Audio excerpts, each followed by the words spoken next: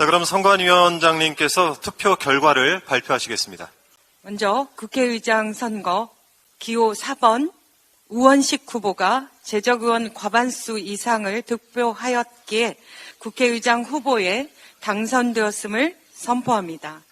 그 여론조사에서는 추미애 당선자가 이 당원 지지층 압도적 지지를 받았었거든요. 그 추미애 당선자가 과거 법무부 장관 시절에 윤석열 검찰총장과 부딪힐 때를 기억하면서 아마도 윤석열 정권과 대결에서도 물러서지 않을 것 같아서 아마 그런 여론조사가 나왔을 텐데 그분들에게 뭐라고 해주시겠습니까? 네, 우리 지지자들 특히 이제 당원들의 추미애 후보에게 갖는 그런 기대는 잘 알고 있습니다. 근데 이제 또 한편으로 저를 한번 살펴보시면 저 역시 그런 부당함에 대해서 늘 문제를 제기하고 또 그것을 바로 고치기 위해서 노력을 해왔고요.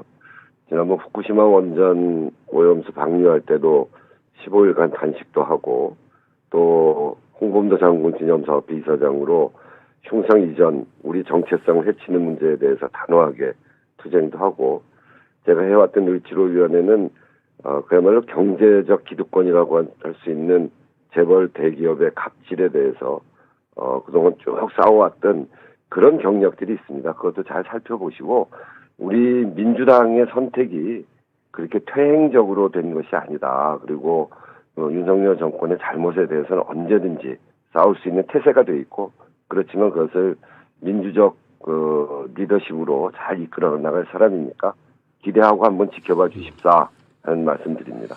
어제 이재명 대표도 의원님께 이제 기계적 중립이 아니라 민심을 중심으로 국회를 운영해 달라고 하시니까 대한민국 국회를 이끄는 중요한 역할을 중립적으로 맡게 된다 할지라도 가지고 계셨던 본래의 이 지향과 가치를 결코 버리지 않을 것으로 확실합니다. 국회 운영에서도 기계적 중립이 아니라 그야말로 민의를 중심에 둔 운영을 해 주실 것으로 믿습니다. 의원님이 저도 민주당이다라고 답을 하셨던데 어떤 의미인가요? 우리는 이재명 대표를 중심으로 저도 아직 민주당 당원이기 때문에 우리는 모두 민주당이라는 사실에 변함이 없다는 점을 밝히면서 저에게 맡겨진 임무를 최선을 다해서 하겠다 하는 말씀드립니다. 제가 민주당에 몸담은 지는 30여 년 됩니다. 제가 몸담은 민주당은 무엇이 국민에게 도움이 되는가, 무엇이 국민의 삶에 도움이 될지, 무엇이 옳은 길인지 이것을 중심으로 해서 민주당이 그동안 정책을 피고 활동을 해왔다고 생각합니다.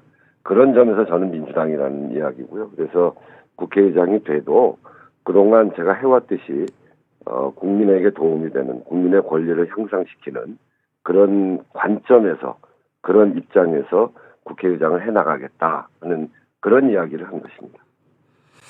이제 22대 국회에서 틀림없이 야당과 합의가 안 되는 많은 법안들이 있을 테고 그때마다 이제 충돌이 있을 텐데 네네. 자, 의장이 되시면 그때 어떤 가치를 우선해서 국회를 운영하실지. 저는 이제 국회라고 하는 것은 대화하는 장이어서 여야가 협의하는 것은 매우 중요한 일이고 그건 존중받아야 된다 이렇게 생각합니다. 그렇지만 그 협의가 국민의 이익을 반하는 길로 간다거나 아니면 국민의 이익을 실천해야 되는데 그것이 지체된다거나 그러면 국회법이라는 그런 도구가 있습니다. 그 국회법이라는 도구는 여야가 합의해서 만든 도구거든요. 거기에 있는 국회의장이 할 수 있는 여러 가지 수단들이 있기 때문에 일테면 직권상정도 할 수 있고요. 그래서 앞에서도 말씀드렸듯이 국민에게 무엇이 옳은가 이런 것을 중심으로 해서 국회법이 보장하고 있는 국회의장의 권한 또 의무 이런 것들을 충분히 동원해서 그런 일들이 잘 관철될 수 있도록 할 겁니다.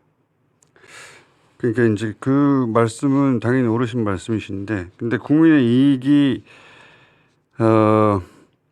정파에 따라서 해석이 달라질 수도 있고 또 국민의 뜻이라는 것도 여론조사를 해도 반반으로 팽팽하게 나오는 그런 사안도 있을 수 있는데 그럴 때 이제 그 국회의장이 어떤 가치에 손을 들어주냐가 굉장히 중요해지지 않습니까? 네네. 그런 질문인데. 이를테면 이태원 특별법이나 최상병 특검법 이거는 의사 진행이 지연되는 건 국민에게 반하는 거 아니겠습니까?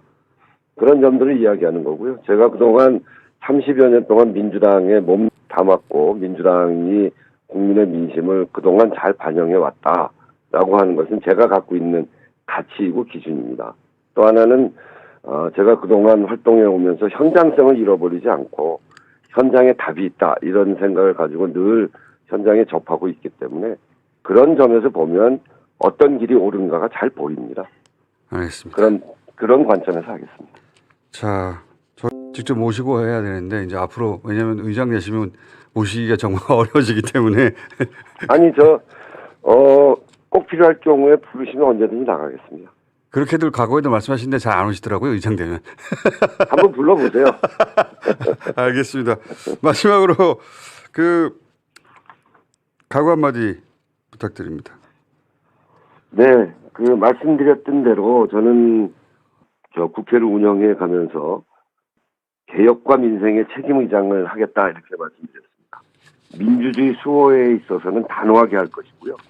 그리고 여러 가지 복잡한 현안들이 생길 텐데 그 속에서도 민생 의제를 놓치지 않을 겁니다. 그리고 이 민주당 출신의 국회의장이 있는 국회가 반드시 성과를 내겠다는 책임감을 가지고 출마했고 그것을 중심으로 해서 반드시 성과를 잘 내는 그런 국회를 만들기 위해서 노력하겠습니다. 감사합니다, 의원님. 네, 감사합니다. 네. 사람은 환경의 지배를 받고 자리가 사람을 만들고 긍정적이든 부정적이든 자리가 사람을 변하게 한다고 하죠. 추미애 의원은 언론이 주목하는 이슈를 만들 줄 알고 차기 대권주자로 거론되었을 만큼 대단한 1958년생 여성 정치인입니다. 박근혜를 제외하고 여성 정치인으로서 이 정도 주목받는 정치인은 없었습니다. 여성 정치인으로서 대부분의 타이틀을 가지고 있고 정치 인생의 굵직한 족적을 남겼습니다. 국회의장이 되지는 못했지만 민주당 의원으로서 더 큰 역할이 있을 것으로 기대합니다. 우원식 의원은 추미애 의원보다 한 살이 많은 1957년생 정치인입니다. 추미애 의원과 반대로 언론의 주목을 받지 못했습니다. 대권주자로 거론된 적도 없습니다. 우원식 의원을 가장 잘 알 수 있는 행보는 여러 가지가 있지만 그 중에서 특히 2016년 5월부터 2018년 4월까지 원내대표 시절에 보였던 행보입니다. 탄핵 정국으로 박근혜가 물러나고 급작스럽게 문재인 정부가 들어섰던 그 시기에 추미애 대표와 호흡을 맞추어 탄핵 정국을 리드하고 정권교체와 문재인 정부 초반의 대변역을 뒷받침했습니다.